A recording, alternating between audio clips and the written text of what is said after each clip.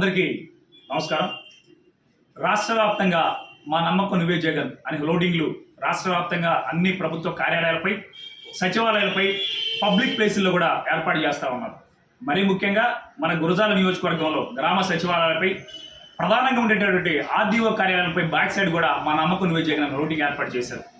మేము అధికారులకు ఒకటే వినిపించుకుంటా ఉన్నాం, తక్షణమే ప్రభుత్వ కార్యాలయాలపై, గ్రామ సచివాలయాలపై ఉన్నటువంటి లోడింగ్లు మీరు తక్షణమే తొలగించి ప్రైవేట్ ప్లేసులు వేసుకోవాలని కూడా మేము డిమాండ్ చేస్తూ ఉన్నాం.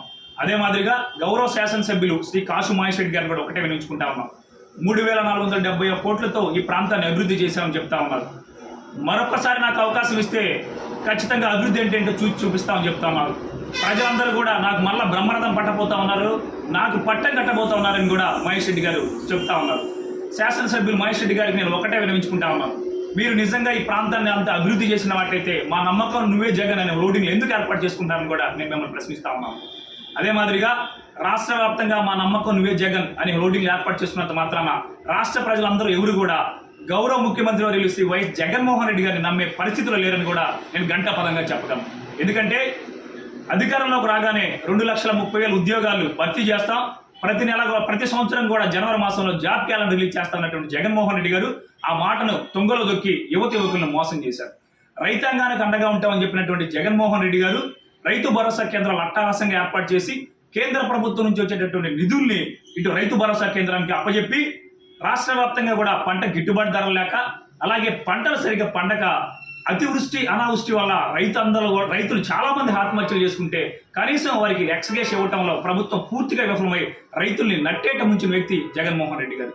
వృద్ధా పెన్షన్ 3,000 రూపాయలు అధికారంలో రాగానే ఇస్తామని చెప్పినటువంటి జగన్మోహన్ రెడ్డి గారు 250 రూపాయలు పెంచుకుంటూ లాస్ట్కి వచ్చేసరికి ఎన్నికల స్ట్రాటజీలో భాగంగా 3,000 రూపాయలు చేసిన విషయం వృద్ధులందరూ కూడా గమనిస్తూనే ఉన్నారు. 3,000 రూపాయలు పింఛన్ అనే మాటను చెప్పి మీరు హామీని తొంగలో దొక్కి వృద్ధుల్ని మోసం చేశారు. అదే మాదిరిగా ఏదైతే కర్షకులకు, కార్మికులకు అండగా ఉంటాం, మీ పార్టీలోనే కార్మికులు వచ్చే విధంగా మీరు ఏర్పాటు చేసుకున్నారో, మీరు అధికారంలోకి రాగానే సంవత్సరం పైచీలకు వారికి ఇసుక కొరత ఏర్పాటు చేసి వారందరికీ రెక్కాడితే కానీ డొక్కాడినటువంటి కార్మికుల్ని వారికి పొట్టగొట్టినటువంటి వ్యక్తి ఈ జగన్మోహన్ రెడ్డి గారు. నియోజకవర్గ వ్యాప్తంగా కాదు, రాష్ట్ర వ్యాప్తంగా ప్రజలందరూ కూడా ఎప్పుడు ఎలక్షన్స్ వస్తాయా, ఎప్పుడు వైసీపీని గద్దె దించుదామా అనేటటువంటి తీవ్రంగా ఆలోచిస్తున్నటువంటి వ్యక్తి ఈ రాష్ట్ర ప్రజలందరూ కూడా ఆలోచిస్తూ ఉన్నారు. ఖచ్చితంగా మేము చెప్తా ఉన్నాం, రాష్ట్ర ప్రజలు మా నమ్మకం నువ్వే జగన్ నేను చేయించుకున్నంత మాత్రం ప్రజలు నమ్మే పరిస్థితులు లేరు. రానున్నటువంటి రోజుల్లో ఖచ్చితంగా జనసేన, టీడీపీ ఉమ్మడి ప్రభుత్వం ఏర్పాటు చేయబోతా ఉన్నాం. అన్ని రంగాల్లో కూడా రాష్ట్రాన్ని అభివృద్ధి చేస్తాం, అందరికీ కూడా సమన్వయం చేసేటటువంటి విధంగా ముందుకెళ్తాం. అందరికీ యువకులకి, రైతులకి, కర్షకులకి, కార్మికులకి, వృద్ధులకి, ప్రతి ఒక్కరికి కూడా సమన్వయం చేసే విధంగా కూడా మా ప్రభుత్వం ముందుగా వెళ్ళబోతుంది. ఖచ్చితంగా నేను ఒకటే చెప్తా ఉన్నాను, నియోజకవర్గ వ్యాప్తంగా ఏర్పాటు చేసినటువంటి మా నమ్మకం నువ్వే జగన్ ప్రభుత్వ కార్యాలయాలపై తక్షణమే తొలగించాలి. లేని పక్షంలో అధికారులే దీనికి పూర్తి బాధ్యత వహించాల్సి ఉంటుంది. ఎందుకంటే పట్టణంలో చాలా మంది ఇవి ప్రభుత్వ కార్యాలయాల, వైసీపీ కార్యాలయాల అని చెప్పుకునేటువంటి పరిస్థితులు మా నోటీసుకు కూడా వచ్చాయి. మేము చెప్తా ఉన్నాం, యుద్ధ ప్రాతిపదికన ఖచ్చితంగా గవర్నమెంట్ కార్యాలయాలపై ఉన్నటువంటి మా నమ్మకం నువ్వే జగన్ హోర్డింగ్ తొలగించాలి. లేని పక్షంలో అధికారులే దీనికి పూర్తి బాధ్యత వహించాల్సి ఉందని మరొకసారి హెచ్చరిస్తూ సెలవు తీసుకుంటాం. జై హింద్.